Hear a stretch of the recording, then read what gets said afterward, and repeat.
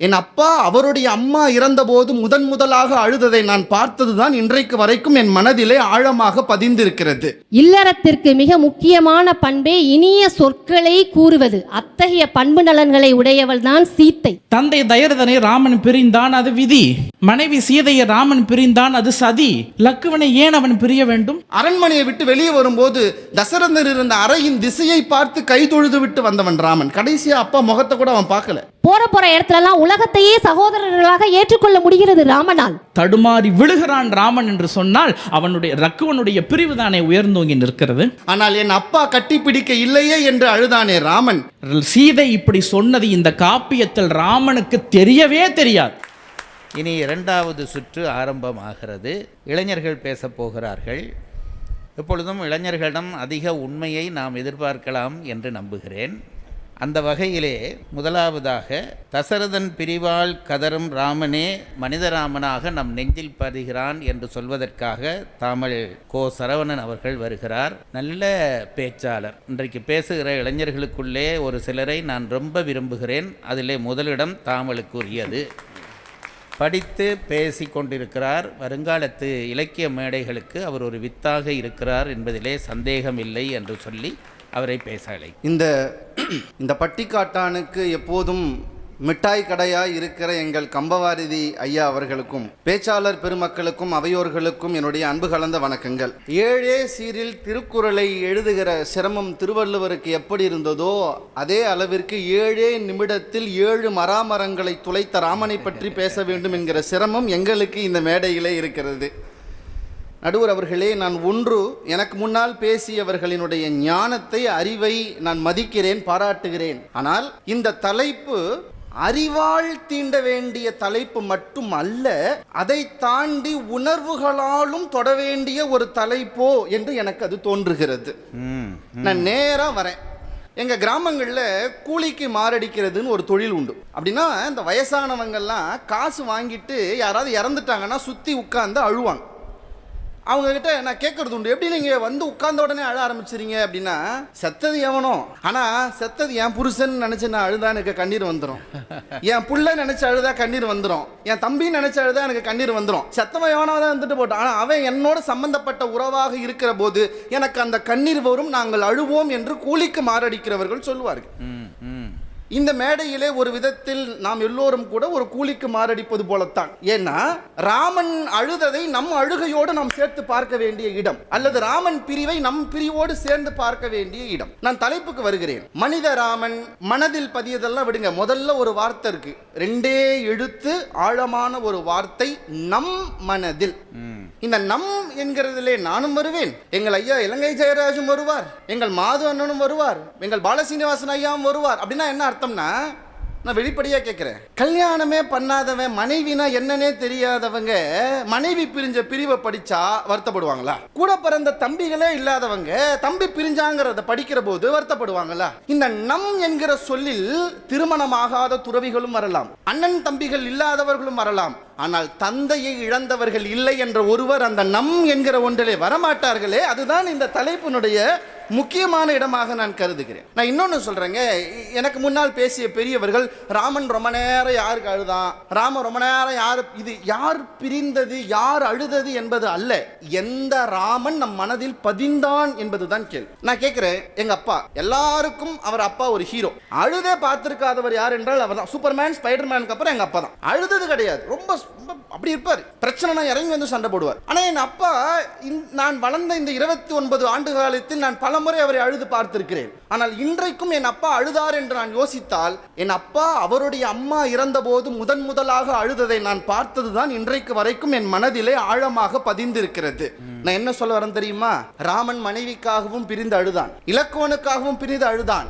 ஆனால் எந்த சூழலிலும் அன்றளந்த மலர் போல் இருந்த ராமன் முதலாக அழுதது தன் தந்தை இழந்ததற்காகத்தான் என்று சொன்னால், அந்த முதல் அழுகை தான் என் மனதிலே வந்து ஆழமாக இருக்கிறது என்று நான் சொல்கிறேன். அப்புறம் ரொம்ப சாதாரணமாக சொல்லிட்டு போனாங்க, அப்பா செத்து போயிட்டாரு, அதான் ஆறுதல் சொன்னாங்களே. ஆறுதல் சொன்னேன். ஆறுதல் சொல்வது ஒருபோதும் இழந்தவர்களை நிகர் செய்வதற்கு அல்ல. இழந்தவரே எழுந்து வந்தால் மட்டும்தான் அது ஆறுதலாக இருக்க முடியும் என்பதை நாம் நினைத்து பார்க்க வேண்டும். ஒரு 100 பேர் ஆறுதல் சொல்வதாலே ஒன்று சரியாகிவிடுமா? நாங்க சரியாயிடுமா? இல்லை, ஆறுதலே இல்லை என்பதற்காக அந்த இழப்பு பெரிய இழப்பு என்று சொல்லிவிட முடியுமா?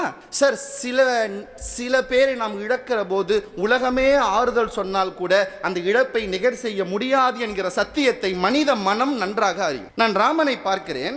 மனித ராமனாக நான் பார்க்கிற இடம், அவன் பரம்பொருளாக இல்லாமல் ஒரு மகனாக நான் பார்க்கிறேன். அப்பா இறந்துட்டாருங்கிற செய்தி இல்லை, இன்னும் கொடுமைன்னா அப்பா இறந்தது கூட தெரியாது, அப்பாவை பிரிஞ்சு வரும்னு காட்டுக்கு வந்தான் ராமன்.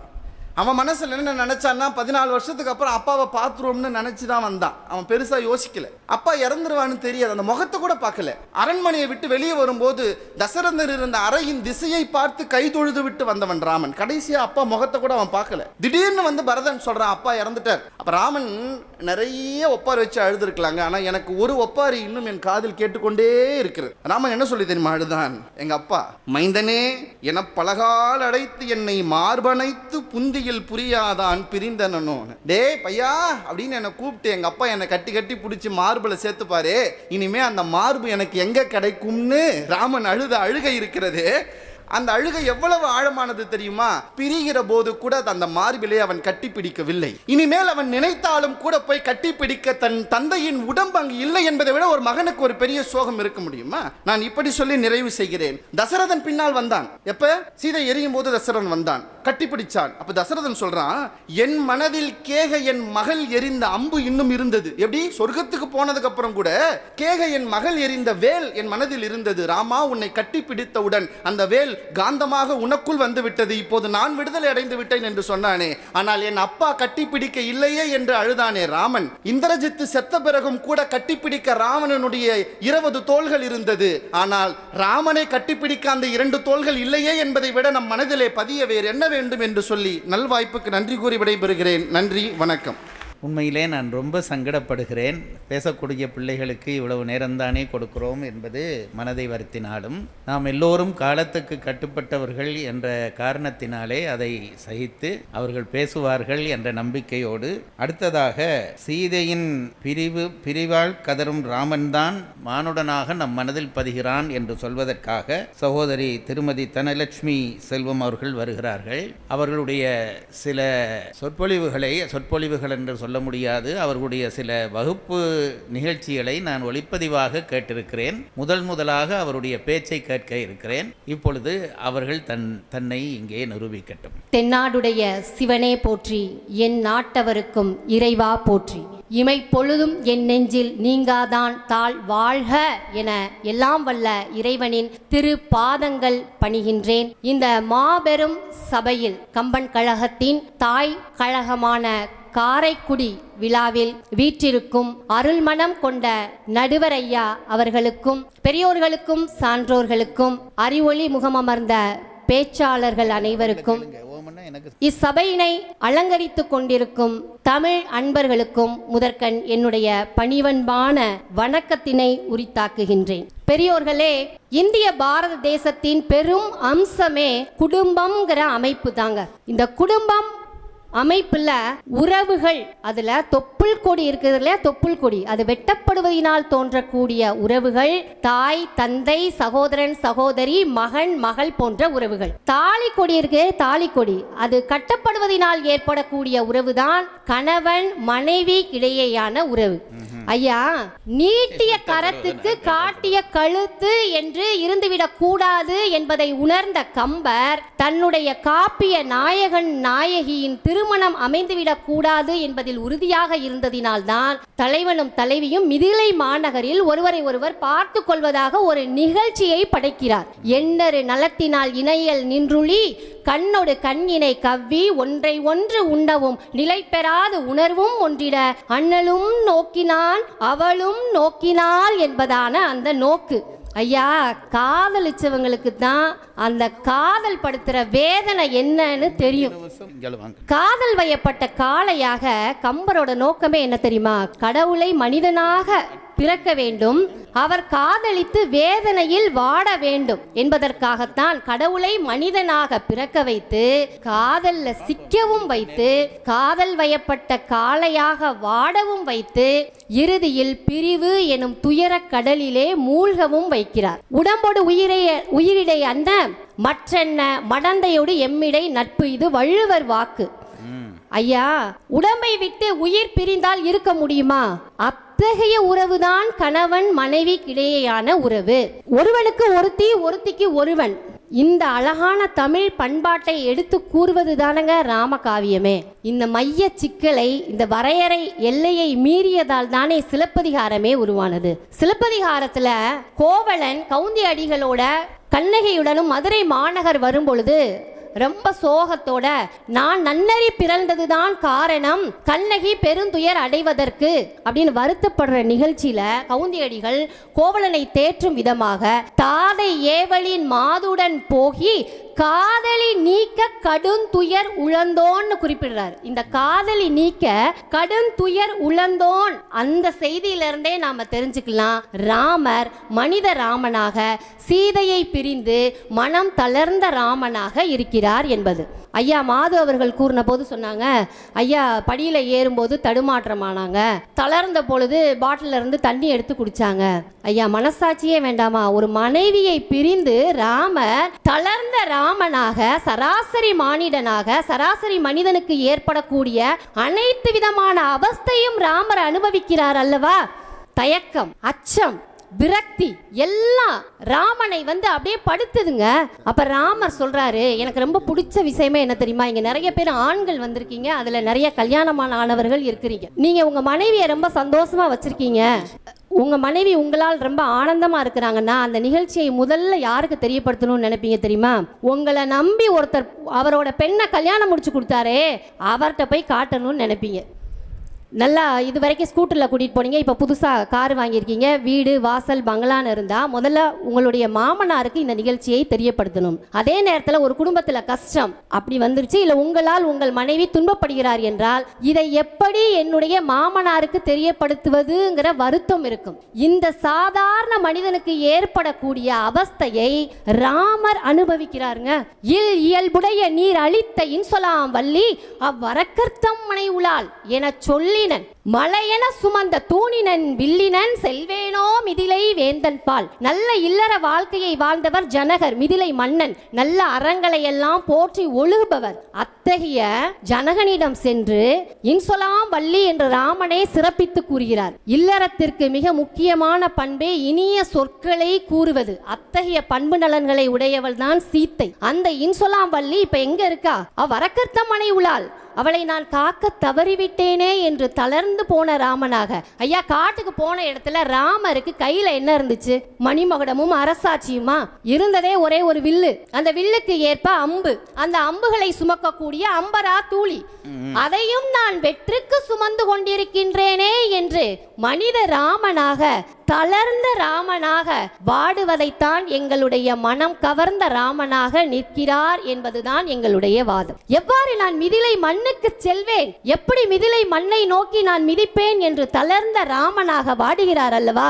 அது மட்டும் இல்ல, சீதையை பிரிஞ்ச போது ராமர் சொல்றாரு எப்படியெல்லாம் தவிக்கிறார் என்ற போது, இந்த மத்து தெரியுமா? மத்து கீழே உருண்டையா இருக்கும், மேல குச்சியா இருக்கும், அதை தயிரை போட்டு கடைவாங்க. மத்துரு பிரிவோடு மத்துரு தயிரோடு வந்து சென்ற இடை தத்துரும் புலனோரும் புலன்கள் தள்ளுரும் பித்து நீன் பிரிவால் பிறந்த வேதனை எத்தனை உல அவை என்னும் ஈட்டவோ என்று கதறுகின்ற ராமனாக, மனைவியை பிரிந்து தளர்ந்த ராமனாக, மத்துக்குள் சிக்கிய தயிராக ராமனுடைய உயிர் உடம்பு என்ற கலசத்துக்குள் சிக்கி உன்னை பிரிந்து நான் வருந்துகிறேனே, வாடுகிறேனே, பித்து நீன் பிரிவால் பிறந்த வேதனை எத்தனை எத்தனை உல அவை என்னும் ஈட்டவோ, அதை அளப்பதற்கு ஒரு அளவுகோல் இருக்க முடியுமா என்று கதறுகிறாரே.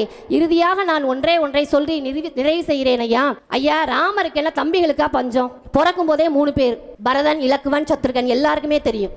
போற இடத்துலலாம் உலகத்தையே சகோதரர்களாக ஏற்றுக்கொள்ள முடிகிறது ராமனால். குகனோடு 5வரானோ, முன்பு பின் குன்று சொல்வான் மகனோடு 6வரானோ, எம்முலை அன்பின் வந்த அகனமர் காதல் ஐய நின்னோடும் 7வரானோ, புகழரும் காணம் தந்த புதல்வரால் பொழிந்தான் நுந்தை என்று கூறுகிறாரே, நீ எனக்கு சகோதரன் முறை ஆயிட்டதுனால எங்கப்பா உங்கப்பா முரடான்னு ராமர் சொல்றாரே. அப்ப எந்த ஒரு உறவையும் ராமன் என்ற பாத்திரத்தை நீங்கள் மையப்படுத்தி பார்க்கும் பொழுது தயரதனை பிரிந்து வாடும் ராமன் கூட ஜடாயுவுக்கு நீர்க்கடனை செய்து தன்னுடைய மனதை தேர்ச்சிக் கொள்கிறார். ஆனால் சீத்தையின் இடத்து மற்றும் சீத்தை என்ற பாத்திரத்தை மையப்படுத்தி பார்க்கும் பொழுது மனைவிக்கு நிகரான பாத்திரம் சீத்தாய் மட்டும்தான். வேறு யாராலையும் எந்த உறவாலையும் அந்த சீத்தை என்ற இடத்தில் நிறைவு செய்ய முடியாது, ஈடுகட்ட முடியாது. ஆகையினால் தான் மிதிலை நகரிலே கல்யாணம் ஆன அன்னைக்கு ராமன் சொன்ன வரத்தை சுந்தரகாண்டத்துல சொல்லின் செல்வனான அனுமனிடம் ஞாபகப்படுத்துறா பாருங்க. சீத்தை வந்து என்னை கைப்பற்றிய இந்த வைகல்வாய், வந்து என்னை கைப்பற்றிய வைகல்வாய், இந்த இப்பிறவிக்கு இரு மாதரை சிந்தையாலும் தொடேன் என்ற செவ்வரம் தந்த வார்த்தை திருச்செவி சாற்றுவாய் என்று கூறுகிறாளே. ஆக மனைவி என்ற இடத்தை சீத்தையை தவிர வேறு யாராலும் நிறைவு செய்ய முடியாது, ஈடுகட்ட முடியாது. அத்தகைய உறவான சீத்தையை பிரிந்துதான் எங்களுடைய மனித ராமன் தளர்ந்த ராமனாக விளங்கினார். அவரே எங்கள் மனம் கவர்ந்த ராமராக இருக்கிறார் என்பதை கூறி நிறைவு செய்கிறேன். நன்றி, வணக்கம். இலக்குவன் பிரிவில் தடுமாறும் ராமனே என்ற அணிக்காக பேச வருகிறார் தம்பி வீரபாலாஜி அவர்கள். நான் மனதிருத்தி வைத்திருக்கக்கூடிய இளைஞர்களிலே அவரும் ஒருவர். நன்றாக படிக்கிறார், நல்லபடி பேசுகிற அந்த தோற்றத்தோடு இருக்கிறார். அவர் இப்பொழுது தன்னுடைய வாதத்தை தொடங்குவார். ஒரு பாடகனாக பிறந்துவிட்டால் திருவையாறில் பாட வேண்டும், தமிழ் பேச்சாளராக பிறந்துவிட்டால் காரைக்குடி மேடையில் பேச வேண்டும். அப்படிப்பட்ட ஒரு புண்ணிய வாய்ப்பு இன்று எனக்கு அமைந்திருக்கிறது. இறைவனுடைய பெருங்கருணைக்கு என்னுடைய நன்றிகள். நான் என்றும் என்னுடைய மனதில் ஞான குருவாக போற்றும் கம்பவாரி அவர்களுடைய பொற்பாதங்களுக்கு என்னுடைய பணிவன்பான வணக்கம். என்னுடைய உரையை தொடங்குவதற்கு முன்பு இந்த மேடையில் ஒரு அநீதி நடந்து சென்றிருக்கிறது. அதுவும் குறிப்பாக எனக்கும் நடுவருக்குமாக அந்த அநீதி நிகழ்ந்திருக்கிறது. எங்கள் அன்பு அண்ணன் தாமல் அவர்கள் சொன்னார், நம் மனதில் பதியும் ராமன்.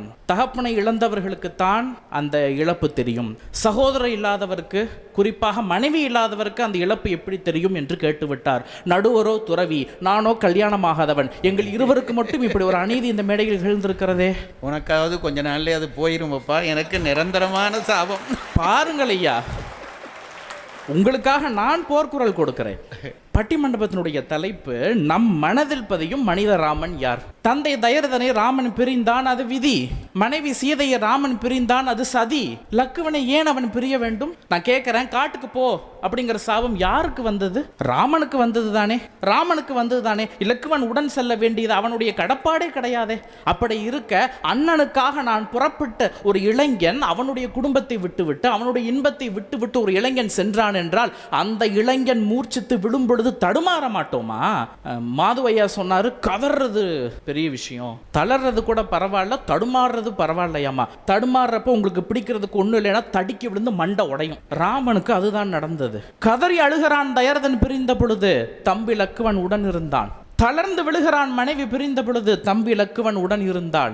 ஆனால் தம்பியை பிரிந்தவன் தடுமாறிய பொழுது அவனுக்கு உறுதுணையாக ஒருத்தருமே இல்லாமல் நிர்கதி நிலையில் அவனை காட்சிப்படுத்துகிறான் கம்பன். ஒரு படலங்க அயோமுகி படலம்னு ஒரு படலம் போது இதற்கான சான்று. வான்மீகத்தில் இந்த படலமே கிடையாது தெரியுமா உங்களுக்கு? கவந்த படலத்துக்குள்ளேயே வெறும் 9 ஸ்லோகத்தில் வான்மீக அப்படியே சொல்லிட்டு போயிட்டார். அயோமுகி வந்தா இவங்களை தூக்குனா 2 பேரும் அவளை கொண்டுட்டாங்கன்னு மிக சாதாரணமாக கடந்து சென்ற ஒரு பகுதியை கம்பன் 101 பாடல் எழுதியிருக்கிறார் தெரியுமா உங்களுக்கு?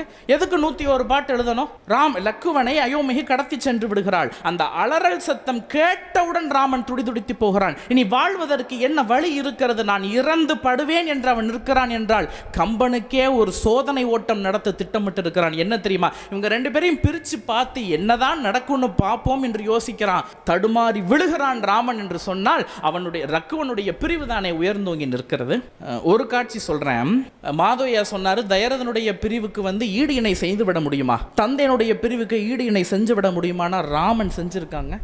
ராமன் சொல்லுகிறான், நாகாஸ்திரத்தால் லக்குவன் கட்டுண்டு விழுந்து கிடக்கிறான், மூர்ஜித்து விழுந்து கிடக்கிறான். அப்ப ராமன் சொல்லுகிறான், எனக்கு அப்பா போயிட்டாருன்னு இருந்தேன், ஆனா உன்னை பார்க்கும் பொழுது நீ தந்தையாக இருக்கிறாய் என்றல்லவா நான் சமாதானம் செய்து கொண்டிருந்தேன். என் தந்தையே நீயே விழுந்துட்டியா என்று தம்பியை பார்த்து ஒரு அண்ணன் கேட்கிறான் என்று சொன்னால் யாரோ நம்ம ரொம்ப நெருக்கமான ஒருத்தங்க இறந்துட்டாங்கன்னு வச்சுக்கோங்களேன், நம்மளால் அதை ஏற்றுக்க முடியாது. நம்மளால் அதை உடனே ஏற்றுக்க முடியாது. நம்ம என்ன பண்ணுவோம், அவங்க நாடியை போய் பிடிச்சி பார்ப்போம், மூச்சு இருக்கான்னு விரல் வச்சு பார்ப்போம், உடம்பை தடவி தடவி பார்ப்போம். இதெல்லாம் ராமன் செஞ்சுருக்காங்க, இதெல்லாம் ராமன் செஞ்சுருக்கான். பிரம்மாத்திரத்தால் கட்டுண்டு லக்குவன் விழுந்த பொழுது லக்குவனுடைய உயிர் பிரிந்து விட்டது. ஐயோ தம்பி நீ போயிட்டி வா, லக்குவா லக்குவா என்று அரற்றுகிற அந்த மனித ராமன் அவன் மேலே போய் விழுந்து, உண்மைக்குமே உனக்கு உயிர் பிரிஞ்சிருச்சா, உண்மையாலுமே உன்னுடைய உயிர் போயிருச்சான்னு அவன் மேலே விழுந்து புலம்பக்கூடிய மனித ராமனை நம் கண்களில் காட்சிப்படுத்துகிறான் கம்பன். ஏன் அந்த பிரிவு இவ்வளவு தூரம் வந்தது? லக்குவன் என்ன அவ்வளவு பெரிய விஷயம் செஞ்சுட்டானா? இவங்க சொன்னாங்க ஒரே ஒரு தந்தை, ஒரே ஒரு மனைவி, அவனுக்கு தான் சகோதரர்கள் 1000 பேர் இருக்கிறார்கள் என்று. 1000 சகோதரர்கள் இருந்தாலும் லக்குவனுக்கு இணையாக ஒரு தம்பியை நீங்கள் காட்டு விடுங்கள் பார்க்கலாம். லக்குவன் செய்த 2 விஷயம். எங்க அவன் இளைஞனுங்க, 14 ஆண்டுகள் தூக்கத்தை துளைத்து நிற்கிறான். பரதன் தேடி வர்றப்ப ராமன் இங்கே தான்ப்பா தூங்கினாருன்னு சொல்றாங்க, சீதை இங்கே தான்ப்பா தூங்கினாங்கன்னு சொல்றாங்க. அப்ப பரதன் கேட்கிறான், இலக்குவன் எங்க தூங்கினா என்று கேட்கிறான். அவன் எங்கெங்க தூங்கினா? வில்லை ஊன்றிய கையொடும் உயிர்ப்படும் கங்குள் எல்லைகான் பழவும் நின்றான், இமைப்பிலம் நயனம் என்றான். 14 வருஷம் ஒருத்தன் தூக்கத்தை தொலைச்சுக்கிட்டு நின்னாங்க. இது அவன் செய்த தியாகம். அவன் கிட்ட இருந்த ஒரு பண்பு சொல்லட்டுமா? ஒரே ஒரு பண்பு நலன். மாயமான தேடிக்கிட்டு ராமன் போகிறப்ப லக்குவன் சீதைக்கு காவலாக தானே இருந்தார். லக்குவன் எப்போ போனார்? சீதை கடுமொழி பேசிய பிறகு போனார். சீதை கடுமொழி பேசினார். நின்ற நின்னிலை நெறியிற்று அன்றுன்னு பேசினா. யாரை பார்த்து இந்த வார்த்தையை சொல்றது? லக்ஷ்மணனை பார்த்து இப்படி ஒரு சொல்லை அன்னி சொல்லிவிட முடியுமா? சொன்னால் சீதை இப்படி சொன்னது இந்த காப்பியத்தில் ராமனுக்கு தெரியவே தெரியாது. சீதை பிரிந்த பிறகு எத்தனை நாட்கள் ராமனும் லக்ஷ்மணும் தனியாகத்தானே இருந்தார்கள். ஒரு வார்த்தை, அண்ணா அன்னைக்கு அன்னி இப்படி ஒரு வார்த்தை சொல்லிட்டாங்கன்னு சொன்னா அந்த உறவுக்குள் விரிசல் வந்துவிடும் என்பதை உணர்ந்திருந்த லக்குவன் கடைசி வரைக்கும் அதை சொல்லாத பண்பு நலனில் சிறந்தவனாக இருந்தான். இப்படிப்பட்ட தியாகி, இப்படிப்பட்ட பண்பு நலனில் சிறந்த ஒருவன் விழுந்து கிடக்கும் பொழுது தடுமாறாமல் என்ன செய்து விட முடியும்? ஒரே ஒரு காட்சியை சொல்லி நான் இடம் சாருகிறேன். பிரம்மாத்திரத்தால் கட்டுண்டது, நாகபாசுரத்தால் கட்டுண்டது எல்லாம் இருக்கட்டும். காப்பியத்தில் இறுதி கட்டத்துக்கு முன்னாடி ராவணனுக்கும் ராமனுக்கும் போர் நடக்கிறதுக்கெல்லாம் முன்னாடி வேலேற்ற படலம்னு ஒரு படலம் இருக்கு. இந்த படலம் ஆன்மீகத்தில் கிடையாது. கம்பன் இந்த படலத்தை உருவாக்கி காட்டுகிறான். எதுக்கு தெரியுமா? ராவணன் கண்ணு முன்னாடி வீடனன் வந்துருவாங்க. ராவணனுக்கு கோவம், நீ தானடா துரோகி, காட்டி கொடுத்து என் பையன் செத்து போயிட்டான், தம்பி கும்பகர்ணன் செத்து போயிட்டான், நீ இன்னும் இருக்கிறேன்னு வேலை எரிஞ்சிருவாரு ராவணன். அந்த வேல் எரியப்பட்ட குறி மீது சென்றே தாக்கும். வீடனனை காப்பாற்றணும். ஏன் வீடனனை காப்பாற்றணும்? ராமன் வாக்குறுதி கொடுத்துட்டாரு, நீ என் தம்பின்னு. ராமன் சொல்லை காப்பாற்றணும்னா வீடனனை காப்பாற்றணும். அனுமன் முன்னாடி வராரு, சுக்ரீவன் முன்னாடி வராரு, அங்கதன் முன்னாடி வராரு. அத்தனை பேரையும் விலக்கி விட்டு இலக்குவன் தன் மார்பில் அந்த வேலை வாங்கி கொண்டான். பெரியவர்களே, அவன் விழுந்து கிடக்கும் பொழுது அவர் யாருக்கு ஒப்பிடாக அவனை சொல்கிறான் தெரியுமா? நீ சிபி சக்கரவர்த்தி கூட உனக்கு ஒப்பாக மாட்டான் என்று கம்பன் ராமனுடைய வாய்மொழியாக பேசுகிறான். அப்படிப்பட்ட தியாகத்தின் உறைவிடமாக, அன்பின் உருவிடமாக இருந்த லக்குவனுடைய பிரிவுதான் ராமனை மனித ராமனாக நம் மனதில் பதிய செய்திருக்கிறது. நான் இப்படி சொல்லுகிறேன், தந்தையினுடைய இழப்பு ஈடு செய்ய முடியாத இழப்பு தான். ஆனால் தந்தையினுடைய வழி நின்று ராமன் அவருக்கான பெருமையை நாட்டிவிட்டான். மனைவினுடைய இழப்பு ஈடு செய்ய முடியாத இழப்பு தான். ஆனால் அவளை தேடி மீட்டு கொண்டு வந்து அந்த பழியும் துடைத்து விட்டான். ஆனால் தன்னுடைய வாழ்க்கையில் ஏற்பட்ட இன்னல்களுக்காக, தன்னுடைய வாழ்க்கையில் நடந்த துக்கங்களுக்காக இன்னொருவன் உயிர் கொடுக்க தயாராக இருந்து ஒரு முறை அல்ல, இருமுறை அல்ல, இந்த காப்பியத்தில் 3 முறை உயிர் கொடுத்த ஒரு தியாகி விழுந்து கிடக்கும் பொழுது மனிதனாக நம்மளுடைய மனம் தடுமாறும் அல்லவா? அந்த தடுமாற்றம் தான் ராமனுக்கும் ஏற்பட்டது. அந்த தடுமாற்றம் தான் நம் மனதிலும் பதிகிறது என்ற நல்ல தீர்ப்பை நடுவர் சொல்லுவார் என்ற நம்பிக்கையில் இடம் சாருகிறேன். நன்றி, வணக்கம்.